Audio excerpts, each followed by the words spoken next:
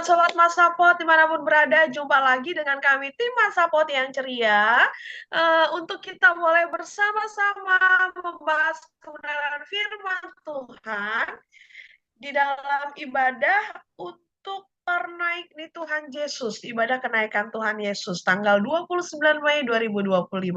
Dan di sini kita sudah bersama dengan abang-abang yang ganteng-ganteng ya. Ada Bang Barus, asik, dengan senyumannya, dengan ya tatapan matanya, senyum Bang, ihi. Nah, dan juga dengan Pendeta Gresindo Raja Sinaga dengan kumisnya yang cucok-cucok manis ya. Oke, kita akan bersama-sama membahas kebenaran firman Tuhan dan sebelumnya kita akan berdoa dulu. Silakan Bang Barus. Ya, terima kasih Pak Pendeta. Mari kita bersatu dalam doa.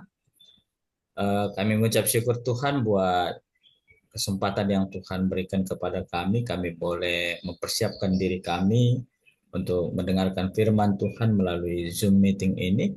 Ya Bapa, biarlah Engkau yang membuka hati dan pikiran kami, sehingga firman itu boleh kami mengerti dan boleh kami hidupi berbuah di dalam kehidupan kami. Terima kasih ya Tuhan, di dalam Kristus Yesus kami berdoa. Amin. Amin. Baik, terima kasih Bang Pendeta Barus dan sobat-sobat Masapot. Mari kita akan membahas untuk ibadah kenaikan Tuhan Yesus 29 Mei, bahannya dari Efesus pasal 1 ayat 15 sampai dengan ayat yang ke-23. Efesus pasal 1 ayat 15 sampai dengan ayat yang ke-23. Kami akan mencoba untuk membacakannya untuk kita semua. Demikian kebenaran firman Tuhan, doa untuk pengertian tentang kemuliaan Kristus. Karena itu, setelah aku mendengar tentang imanmu dalam Tuhan Yesus dan tentang kasihmu terhadap semua orang kudus, aku pun tidak berhenti mengucap syukur karena kamu. Aku selalu mengingat kamu dalam doaku dan meminta kepada Allah Tuhan kita Yesus Kristus, yaitu Bapa yang mulia itu, supaya ia memberikan kepadamu roh hikmat dan wahyu untuk mengenal Dia dengan benar, dan supaya ia menjadikan mata hatimu terang, agar kamu mengerti pengharapan, apakah yang terkandung dalam panggilannya, betapa kayanya kemuliaan warisannya kepada orang-orang kudus, dan betapa hebat kuasanya bagi kita yang percaya, sesuai dengan kekuatan kuasanya yang besar, yang dikerjakannya di dalam Kristus dengan membangkitkan Dia dari antara orang mati, dan mendudukkan Dia di sebelah kanannya di surga, jauh lebih tinggi dari segala pemerintah, dan penguasa, dan kekuasaan, dan kerajaan, dan tiap-tiap nama yang dapat disebut, bukan hanya di dalam dunia ini saja, melainkan juga di dunia yang akan datang. Segala sesuatu telah diletakkannya di bawah kaki Kristus dan Dia telah diberikannya kepada gereja sebagai kepala dari segala yang ada. Gereja yang adalah tubuhnya, yaitu kepenuhan Dia yang memenuhi semua dan segala sesuatu. Demikian kebenaran firman Tuhan. Ya, jadi di sini Bang Pendeta Barus dan Bang Pendeta Raja Sinaga, eh, apa sih yang menjadi latar belakang sehingga surat Efesus ini boleh menyampaikan hal yang demikian? Boleh disampaikan apa yang menjadi latar belakangnya? Siapa dulu? Bang Pendeta Raja ya? Oke. Apa yang menjadi latar belakangnya teks firman Tuhan kita hari ini, Bang Pendeta? Ya, baik, terima kasih. Abang kakak semua dan juga sobat Masapot dimanapun berada. Perikop kita ini Efesus ya, berarti ada suatu jemaat Efesus, jemaat mula-mula dengan berbagai latar belakang anggota jemaatnya dan dengan berbagai latar belakang juga sifat ataupun karakternya dan Paulus begitu mengasihi jemaat ini. Dan Paulus juga tetap rindu untuk menguatkan iman jemaat Efesus. Ya, kalau kita ingat peristiwa eh, ke apa turunnya Roh Kudus kepada para rasul, artinya kan eh, Yesus sudah naik ke surga, tapi dia mengirimkan rohnya kepada para rasul, dan kemudian para rasul inilah yang memberitakan Injil ke berbagai daerah. sehingga banyak orang percaya, semakin banyak orang yang dipercaya dan dibaptis dan dibentuklah jemaat-jemaat itu, jemaat mula-mula, dan khususnya juga jemaat Efesus ini dengan berbagai latar belakang dari warga jemaat tadi itu punya banyak gambaran-gambaran ataupun perbedaan-perbedaan dalam hal teologinya. Nah, sekali lagi di sini Paulus ingin memberikan pengajaran yang sangat-sangat murni lah begitu ya, teologinya, teologi Kristen yang sejati. Dia menuliskan surat ini dari penjara, walaupun dia di penjara, tapi dia tetap mengasihi jemaat Efesus ini, dan dia memberikan penguatan kepada jemaat Efesus tentang betapa besarnya kuasa Tuhan, betapa besarnya tadi itu dikatakan anugerah Tuhan, karunia Tuhan kepada orang-orang percaya. Dan itu yang ingin disampaikan oleh Paulus kepada juga jemaat-jemaat di Efesus. Dan ini juga menguatkan kita semuanya, jemaat-jemaat Kristen pada masa kini. Aiman Lobe, Kak Pendeta Yeni, terima kasih. Oke, baik. Terima kasih Pak Pendeta Raja. Berarti intinya Paulus ingin memberikan pemahaman yang benar tentang Kristus itu begitu ya. Pemahaman yang benar, pengenalan yang benar tentang Allah gitu ya. Oke, baik. Bagaimana Bang Barus? Ya, terima kasih Kak Pendeta Yeni. Poin yang pertama yang boleh kita lihat di dalam surat Efesus ini, tadi Bang Raja sudah menyinggung ya, bahwa ini merupakan surat yang dituliskan oleh Rasul Paulus, tapi kondisi Paulus pada saat itu dia sedang berada di dalam pemenjaraan pemerintahan Romawi, ya. Jadi bukan konteksnya mereka lagi bersama, tapi ada yang menarik yang boleh kita lihat latar belakang teks kita ini. Sebelum Paulus menuliskan surat ini, ternyata Paulus sudah pernah bersama-sama dengan jemaat di Efesus kurang lebih 3 tahun.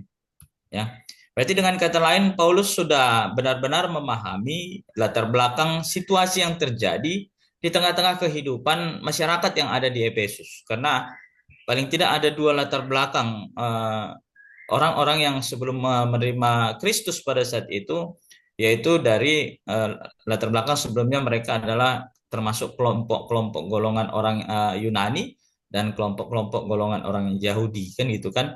Nah, jadi di mana kalau kita pahami bersama, Yunani ini adalah orang yang mempercayai dewa-dewi kan gitu, yang memiliki nilai khusus di dalam kehidupan mereka. Nah, Yahudi ini berlatar belakang dengan mereka menganggap bahwa diri mereka itu istimewa, adalah orang yang sudah menerima anugerah keselamatan dari Tuhan. Dan kita tahu latar belakang orang Yahudi ini, mereka sangat memegang tentang aturan-aturan titah-titah itu, dan terjebak di dalam konsep mereka bahwa keselamatan itu karena ketika mereka melakukan ataupun karena perbuatan mereka. Nah, di sini hadir kita boleh melihat bagaimana Paulus di dalam konteks pengajarannya, Paulus mengajarkan tentang Injil ataupun makna Kristus di dalam kehidupan mereka.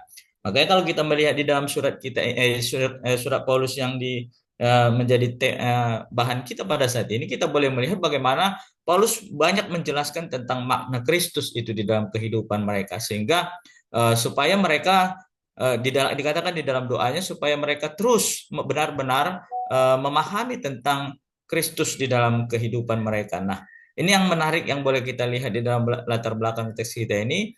Di tengah-tengah pergumulan yang Rasul Paulus alami, Paulus tetap mengingat jemaat yang di Efesus pada saat itu untuk sehingga dia menuliskan suratnya untuk menguatkan, bisa dikatakan ini surat penggembalaan kepada jemaat di Efesus supaya mereka benar-benar memahami akan iman percaya mereka kepada Kristus dengan latar belakang yang sebelumnya mereka adalah bukan orang yang benar-benar dari keluarga yang percaya. Begitu Kak. Oke, baik. Terima kasih Bang Pendeta Barus, Bang Pendeta Raja untuk pemaparan latar belakangnya. Jadi kita tahu bahwa memang Paulus ini sangat mengenal bagaimana orang-orang yang ada di Efesus gitu ya, karena dia pernah melayani sebelumnya di kota itu.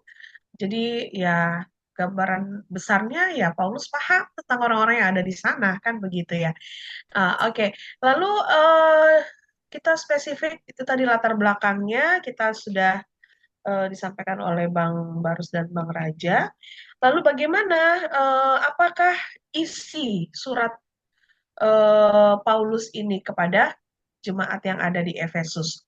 Seperti yang dikatakan dalam ayat 15 sampai 23 ini. Apakah poin-poin penting yang boleh kita bagikan kepada sobat-sobat Masapot tentang apa sih Paulus ngomong tentang apa sih gitu loh dengan kondisi mereka, latar belakang mereka itu, lalu firman Tuhan ini yang disampaikan Paulus mau mau mengapakan mereka.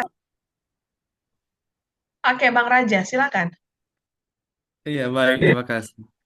Hmm. Jadi, seperti tadi disampaikan Bang Pendeta Hendrik, mereka itu adalah jemaat yang masih mula-mula. Mereka juga ternyata di lingkungan mereka itu banyak lingkungan Yunani yang menyembah dewa-dewi tadi. Nah, jadi Paulus memang betul-betul merasa bahwa jemaat itu butuh penguatan. Kalau kita baca di ayat yang ke-15, Rasul Paulus itu mengatakan, saya terkesan dengan iman yang bertumbuh di jemaat kalian. Saya terkesan dengan kasih yang kelihatan. Kasih itu nyata begitu di tengah-tengah kehidupan jemaat Efesus. Dan hal itu membuat Paulus itu bersyukur kepada Tuhan. Jadi Paulus menceritakan rasa syukurnya kepada Tuhan melihat keadaan jemaat Efesus itu. Dan dia juga berdoa supaya Tuhan memberikan hikmat kepada jemaat Efesus supaya mereka juga semakin lebih mengenal kepada eh, Yesus Kristus sebagai anak Allah tadi. Nah, itu yang kita bisa temukan di ayat 15 sampai 17. Kemudian di ayat 18 Paulus tetap menyampaikan doanya seperti juga dalam Alkitab ya dikatakan judulnya perikop kita ini doa doa untuk pengertian.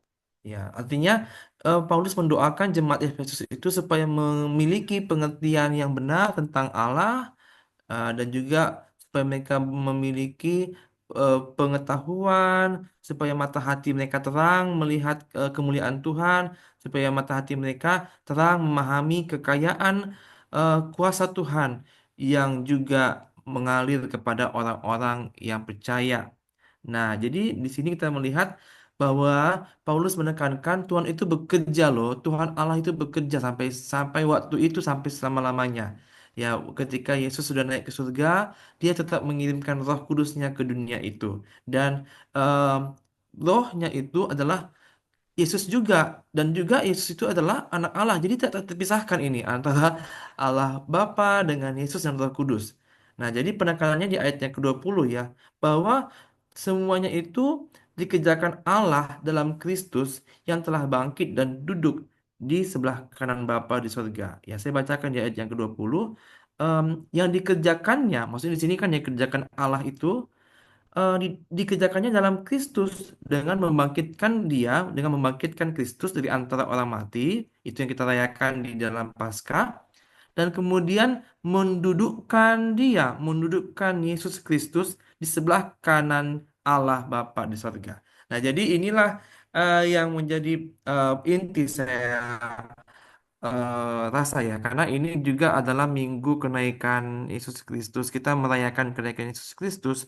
Dia 20 ini, ya benar, bahwa Allah bekerja, Allah itu bisa kita pahami melalui karyanya, yaitu melalui Yesus Kristus. Dan kita mengenal Allah karena kita mengenal Yesus Kristus. Dan Yesus Kristus tadi sudah dibangkitkan dan naik ke surga, duduk di sebelah kanan Allah Bapa. Ya, saya itu yang mau saya sampaikan. Terima kasih, Kak Pendeta Yeni. Oke, Bang Barus, bagaimana Bang Barus? Ya, menarik sekali ya kalau kita lihat di dalam isi suratnya Rasul Paulus ini, apa yang menjadi inti tadi sebenarnya Bang Pendeta Raja sudah menjelaskan tentang bagaimana Paulus menjelaskan tentang Kristus itu, makna kehadiran Kristus di dalam kehidupan setiap orang yang percaya kepadanya, termasuk jemaat yang ada di Efesus pada saat itu. Nah, tapi poin yang pertama yang kita boleh lihat juga menjadi sebuah perenungan kita pada saat ini, ada sukacita, ya, ada sukacita yang dirasakan oleh Rasul Paulus. Itu dikatakan di dalam ayat yang ke-16. Aku pun tidak berhenti mengucap syukur karena kamu, dan aku selalu mengingat kamu dalam doaku. Jadi ada ungkapan sukacita yang dirasakan oleh Rasul Paulus, padahal ketika dia menuliskan surat ini, dia berada di dalam penjara, kan gitu kan. Biasanya kalau orang di dalam tekanan, kalau orang di dalam sesuatu yang tidak diharapkan, tentu ini akan memberikan dampak negatif di dalam sikapnya kan gitu kan. Tapi ada yang menarik yang boleh kita lihat di sini. Tapi Paulus mengatakan bahwa aku tidak hentinya mengucap syukur dalam doaku. Ya, kenapa? Karena dia mendengar tentang iman dan Tuhan Yesus di dalam kehidupan jemaat yang ada di Efesus itu semakin bertumbuh. Kan itu yang dikatakan di dalam ayat yang ke-15. Setelah aku mendengar tentang imanmu dalam Tuhan Yesus dan tentang kasihmu terhadap semua orang yang kudus. Nah, sehingga Paulus tidak henti-hentinya dikatakan dalam ayat selanjutnya itu mengucap syukur di dalam doanya. Karena apa? Tadi latar belakang yang sebelumnya tadi Kak, ketika Paulus bersama-sama di jemaat di Efesus itu, Paulus melihat ternyata banyak ancaman yang boleh dihadapi oleh jemaat-jemaat yang ada di Efesus, gereja mula-mula pada saat itu dengan banyaknya pemahaman-pemahaman tentang ketidakterimaan mereka tentang Kristus di dalam kehidupan mereka, termasuk latar belakang Yahudi dan latar belakang Yunani pada saat itu kan gitu. Tapi ketika Paulus melihat ini menjadi sebuah ancaman, Paulus tidak mengandalkan kekuatannya. Ini yang menarik ya. Paulus juga memberikan contoh pada saat itu, dia mengandalkan Kristus yang dia imani kepada jemaat Efesus. Jadi di dalam suratnya ini Paulus memberikan sebuah contoh kepada jemaat Efesus pada saat itu supaya apa? Kristuslah yang akan terus menjaga kehidupan mereka. Kenapa? Itu yang kita lihat di dalam ayat yang ke-16 itu. Mengingat kamu dalam doaku, dan ayat ke-17, dan meminta kepada Allah Tuhan kita Yesus Kristus, yaitu Bapa yang mulia itu, supaya ia memberikan kepadamu roh hikmat dan wahyu untuk mengenal dia dengan benar. Karena ada konsep-konsep yang lain yang mungkin diperhadapkan dengan mereka, itu bisa mempengaruhi dan merusak iman percaya mereka pada saat itu, sehingga Paulus menyerahkan itu. Poin yang pertama, Paulus juga mengimani makna Kristus itu. Jadi selain anugerah keselamatan tentang sorga itu, Paulus juga boleh merasakan bagaimana makna kehadiran Kristus itu yang memampukan, yang berkuasa untuk menjaga kehidupan rohani jemaat yang ada di Efesus itu. Makanya dia menyerahkan perkaranya itu kepada Tuhan, kan gitu. Kepada Tuhan supaya apa? Itu yang dikatakan dalam ayat ke-17 itu, supaya ia memberikan kepadamu roh hikmat dan wahyu untuk mengenal dia dengan benar. Mengenal dia dengan benar, kenapa? Karena mereka terbakar sebelumnya, sebelum mereka menerima Kristus, mereka orangnya tidak percaya, walaupun Yahudi kan mereka menganggap bahwa mereka adalah orang yang sudah diselamatkan itu, tapi kan mereka belum menerima Kristus di dalam kehidupan mereka. Nah, tapi hadir Paulus pada saat ini menekankan kembali tentang makna kehadiran Kristus. Itu yang dijelaskan oleh Bang Pendeta Raja tadi, dikatakan di dalam ayat yang ke-18 sampai ayat yang ke-20 ya. Dan supaya ia menjadikan mata hatimu terang, agar kamu mengerti pengharapan apakah yang terkandung dalam panggilannya. Betapa kayanya kemuliaan bagian yang ditentukannya bagi orang-orang kudus. Dan betapa hebat kuasanya bagi kita yang percaya, sesuai dengan kekuatan kuasanya, yang dikerjakannya di dalam Kristus dengan membangkitkan dia dari antara orang mati, yang mendudukkan dia di sebelah kanannya di sorga. Jadi ini kan Paulus menjelaskan tentang makna Kristus itu sendiri. Poin yang pertama tentang kebangkitannya, dan kemudian dijelaskan juga tentang bagaimana setelah dia bangkit, Allah mendudukkan dia di sebelah kanannya di sorga. Dengan kata lain, makna kehadiran Kristus itu sehingga apa? Jauh lebih tinggi dari segala pemerintah dan penguasa dan kekuasaan dan kerajaan dan tiap-tiap nama yang dapat disebut, bukan hanya di dunia ini saja, melainkan juga di dunia yang akan datang. Jadi bagaimana peran Kristus itu bukan hanya sekedar, saya melihat di sini bukan hanya sekedar surga saja ya, di kehidupan nanti, tapi itu juga boleh dirasakan dengan makna kehadirannya, kebangkitannya, dan peristiwa kenaikan itu yang menyatakan tentang makna Kristus itu sendiri di dalam kehidupan kita. Jadi saya boleh membahasakan ini sebuah kemenangan yang boleh kita rasakan di dalam kehidupan kita ketika kita mengimani Kristus di dalam kehidupan kita. Mungkin itu, Kak. Oke, baik. Terima kasih Bang Barus, Bang Pendeta Raja untuk kita boleh memahami isi dari teks yang dituliskan oleh Paulus kepada jemaat yang ada di Efesus. Bagaimana ini memang nats firman Tuhan ini bisa membuat jemaat semakin kuat, semakin beriman dalam Tuhan, karena tadi ada disebutkan dalam latar belakang bagaimana perbedaan antara orang Yahudi dan non-Yahudi, begitu ya.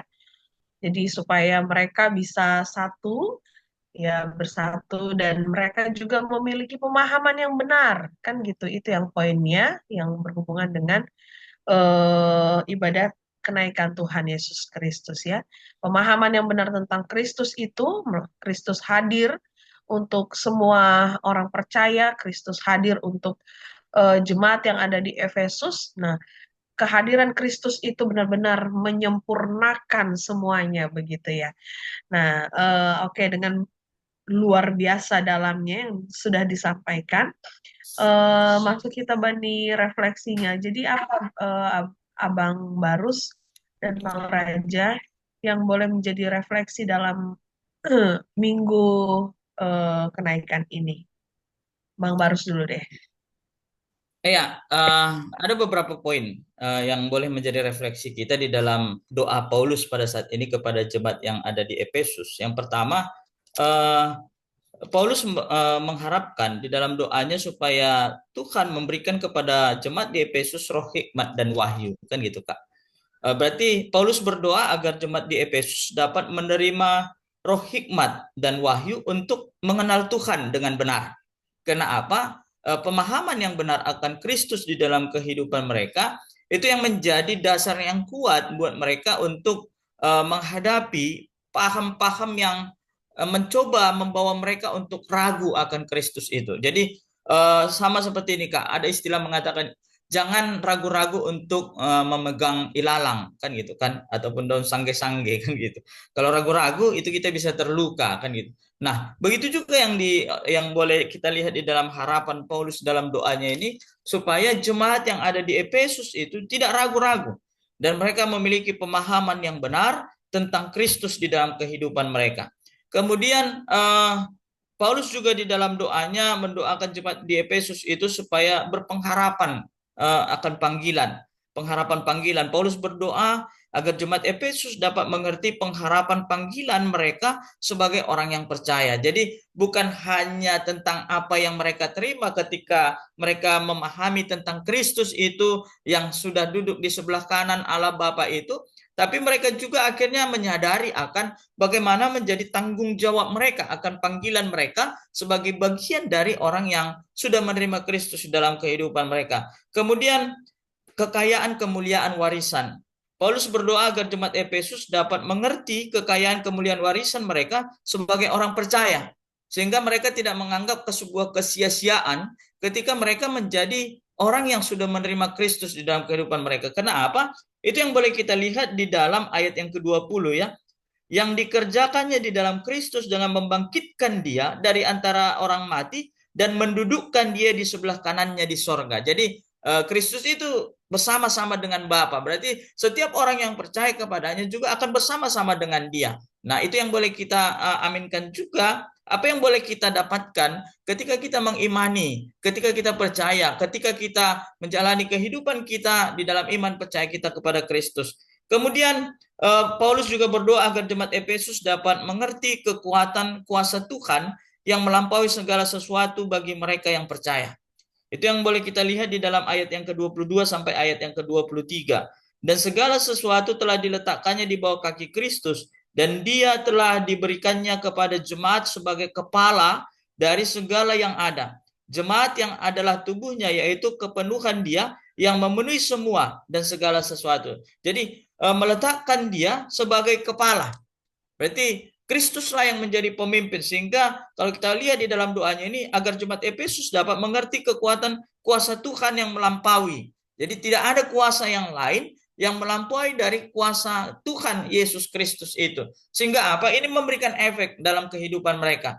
Tadi ketika mereka di dalam pemahaman yang benar, di dalam hikmat yang benar akan siapa Kristus itu, kemudian ketika mereka diperhadapkan di dalam tantangan ataupun konsep-konsep pemahaman yang berbeda dengan apa yang mereka imani, mereka tetap berpegang teguh di dalam iman percaya mereka dan menganggap apa yang sudah mereka lakukan itu untuk menerima Kristus itu tidak sebuah kesia-siaan, maka itu juga yang akan menjadi pedoman dalam kehidupan mereka, menjadikan Kristus yang menjadi pemimpin di dalam kehidupan mereka, karena Kristuslah yang menjadi di atas segalanya di dalam perjalanan kehidupan mereka, sehingga akhirnya apa? Itu juga yang boleh membuat mereka menjadi saksi, menyaksikan tentang apa yang mereka imani dalam kehidupan mereka. Kan itu juga yang kita lihat di dalam konteks kita pada saat ini, yang Paulus nyatakan. Walaupun Paulus di dalam penjara pada saat itu, tapi Paulus tidak menganggap sebuah pemenjaraan itu menjadi sebuah penghalang buat dia. Yang menghalangi dia untuk menyaksikan Kristus yang dia benar-benar pahami, dan ketika dia melakukan itu, dia benar-benar mengimani bahwa apa yang dia lakukan itu tidak menjadi sebuah kesia-siaan. Meskipun dia mengalami penderitaan pada saat itu. Karena apa? Dia mengimani bahwa janji keselamatan itu bukan hanya di dalam konteks kehidupannya sekarang ini, tapi dia juga mengimani secara khusus kalau kita bisa melihat di sini Kristus yang dikatakan di dalam ayat yang ke-20 tadi, Kristus yang sudah diletakkan duduk di sebelah kanan Bapa di sorga. Berarti kan kita juga nanti akan mendapatkan apa yang kita imani di dalam kehidupan kita, kita akan bersama-sama dengan Dia di sorga. Jadi ini yang luar biasa yang boleh kita lihat di dalam minggu yang kita rayakan pada saat Kamis ya, perayaan kenaikan Tuhan kita Yesus Kristus. Di sini kita boleh melihat bahwa Kristus itu dengan kenaikannya, selain kemenangan yang dinyatakan oleh Kristus sudah mengalahkan kematian, tapi tentang bagaimana posisi dia duduk di sebelah kanan Allah Bapa itu menjanjikan tentang supaya kita setiap orang yang percaya kepadanya juga akan bersama-sama dengan dia di sorga itu. Jadi ini yang menjadi kekuatan dia, sehingga ini yang memampukan jemaat yang di Efesus itu untuk melawan paham-paham yang mencoba membawa mereka untuk ragu akan Kristus, sehingga mereka di dalam hikmat dan pemahaman yang benar akan Kristus dalam kehidupan mereka. Mungkin itu Kak. Oke, baik. Terima kasih Bang Barus. Bang Pendeta Raja, Oke, ada baik, tambahan? Bang Pendeta Barus, Kak Pendeta ini eh, sudah sangat mendalam tadi ya disampaikan. Saya hanya menambah sedikit saja. Ya, jadi memang benar bahwa ketika kita sudah membaca teks kita ini, ya ternyata bukan hanya jemaat Efesus yang dikuatkan ya. Di tengah-tengah pergumulan mereka, bukannya mereka yang dikuatkan melalui surat Paulus ini, tapi kita juga jemaat zaman now, bahkan juga sobat-sobat Masapot ya, dimanapun berada, kita semua pasti mendapatkan kekuatan dari perikop kita ini. Karena kita sebagai manusia biasa, kita pasti punya pergumulan masing-masing. Kita masing-masing hidup di dunia yang eh, ya serba tidak pasti, serba ya banyak masalah dan lain sebagainya. Tapi firman Tuhan ini menjadi kekuatan bagi kita bahwa kita diingatkan di sini bahwa Tuhan sangat sayang sama kita, Tuhan sangat mengasihi kita. Em, walaupun tadi Yesus sudah di surga secara fisik, tapi Dia mengirimkan Rohnya kepada kita, dan Dia memberikan kita hidup dan kesempatan untuk mengasihi dan juga melakukan firman Tuhan. Nah, jadi ini menjadi bukti ya seperti tadi dikatakan Bang Pendeta Barus, ya walaupun tadi Yesus sudah di surga, duduk di sebelah kanan Allah Bapa, tapi kuasanya itu tetap masih nyata, kemuliaannya masih kuat, dan kita juga dikuatkan melalui eh, hidup kita ini, kita supaya mampu bisa melakukan firman Tuhan. Jadi kita melihat di dalam teks kita tadi, Tuhan tetap bekerja, Tuhan tetap berkarya.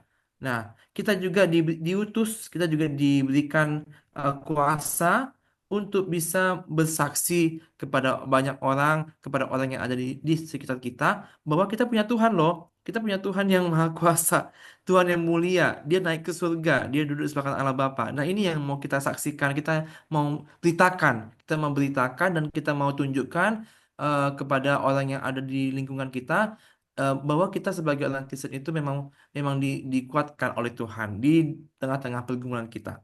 Tuhan berkuasa, ya betul. Dan kita juga sebagai anak-anak Tuhan, kita juga diberikan kuasa untuk boleh bersaksi dan membawa damai, membawa pemulihan di tengah-tengah kehidupan kita. Nah, jadi ternyata Yesus ya sudah dia naik ke surga, tapi masih ingat sama kita orang-orang yang percaya. Itu intinya sebetulnya. Nah, karena di tengah-tengah kehidupan kita ini kan banyak juga ya kita temukan pergumulan-pergumulan, masalah-masalah, ya orang juga cari selamat, ya kan gitu ya. Sudah selamat dia lupa sama teman-temannya misalnya kan begitu kan. Tapi melalui perikop kita ini Yesus mau menunjukkan Yesus sudah naik ke surga, tapi menyediakan tempat bagi setiap orang yang mau mengikuti Dia. Nah, sekarang tentu ini yang menjadi refleksi kita. Apakah kita mau setia mengikuti Yesus? Apakah kita mau setia untuk diutus melakukan perintah Tuhan Yesus dan juga kita diutus untuk boleh membawa damai di tengah-tengah lingkungan hidup kita. Ya, Aiman lebih Kak Berita ini terima kasih. Ya, baik. Terima kasih Bang Pendeta Raja, Bang Barus, untuk aplikasi atau refleksi yang boleh disampaikan. Baik, sobat-sobat Pasapot dimanapun berada, kita sudah membahas cukup mendalam ya yang disampaikan oleh kedua narasumber di Minggu Kenaikan Tuhan Yesus dengan topik eh, Yesus hundul isyamun ni naibata. Yesus duduk di sebelah kanan Allah Bapa gitu ya. Dan disinilah kita bisa memahami bagaimana pergumulan yang dialami oleh orang-orang yang ada di kota Efesus itu justru dikuatkan oleh kehadiran firman Tuhan bahwa ada Allah yang maha kuasa. Ya kan itu ya tadi ya Bang Barus dan Bang Raja, ada Allah yang maha kuasa gitu.